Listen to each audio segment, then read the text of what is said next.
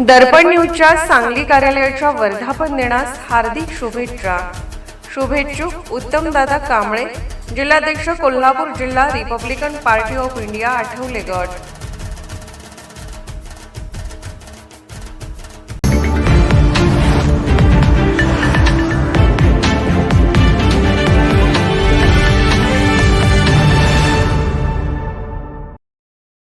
राधानगरी अभयारण्य हे रेस्क्यू केलेल्या प्राण्यांना आणून सोडण्याचे केंद्र आहे का? स्थानिक नागरिकांच्यातून सवाल. शहरामध्ये वाढलेल्या त्रासदायक माकडांचा उच्छाद तसेच सावंतवाडी परिसरातील माकडांच्या वाढत्या उपद्रवाच्या पार्श्वभूमीवर वन विभागाकडून विविध उपाययोजना केल्या जात असताना राधानगरी व्याघ्र अभयारण्यात बाहेरून प्राणी आणून सोडण्याच्या हालचालींना स्थानिक नागरिकांकडून तीव्र विरोध व्यक्त होत आहे. अभयारण्यात वाघांची संख्या वाढवण्यासाठी बाहेरील भागातून वाघ आणून सोडण्याच्या चर्चेमुळे ग्रामस्थांमध्ये भीतीचे वातावरण निर्माण झाले आहे.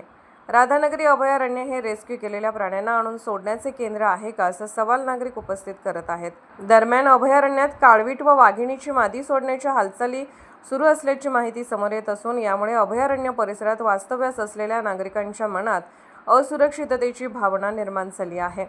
अशा प्राण्यांच्या स्थलांतरामुळे पशुधन, शेती आणि स्थानिकांच्या जीवितास धोका निर्माण होण्याची भीती व्यक्त केली जात आहे. स्थानिक ग्रामस्थांनी या संदर्भात वन विभागाने स्पष्ट भूमिका घ्यावी तसेच कोणतीही कारवाई करण्यापूर्वी ग्रामस्थांना विश्वासात घ्यावी अशी मागणी केली आहे. अन्यथा अशा निर्णयाविरोधात आंदोलन छेडण्याचा इशाराही देण्यात आला आहे. वन विभागाने मात्र जैवविविधता संवर्धन आणि वन्यजीव संरक्षणाच्या दृष्टीने काही उपाययोजना राबवल्या जात असल्याचे सांगितले असले तरी स्थानिकांच्या सुरक्षेचा प्रश्न ऐरणीवर आला आहे. त्यामुळे या विषयावर प्रशासनाने तातडीने खुलासा करावा अशी मागणी जोर धरत आहे. कोल्हापूरहून दर्पण न्यूजसाठी अनिल पाटील. निर्भीड बेधडक बातमीसाठी दर्पण न्यूज चॅनलला लाईक करा, शेअर करा, सबस्क्राईब करा. मुख्य संपादक अभिजित रांजणे, दर्पण न्यूज.